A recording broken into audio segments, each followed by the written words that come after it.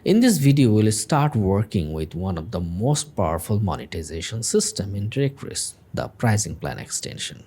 Before we jump into creating plans, we first need to understand what has changed in this new version, how to properly set it up, and how the full system works behind the scenes.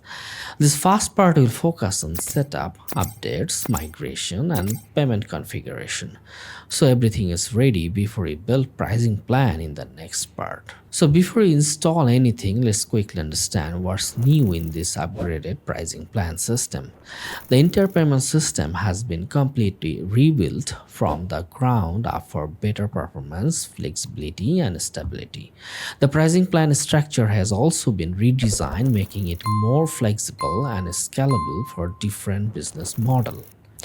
Now, expiration dates are calculated based on the plan purchase date rather than the listing creation date, making subscription tracking much more accurate.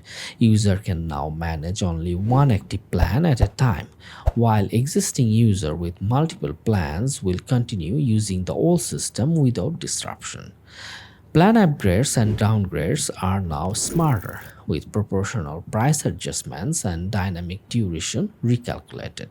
A trial system has also been introduced for new users, along with a refund system to provide greater flexibility.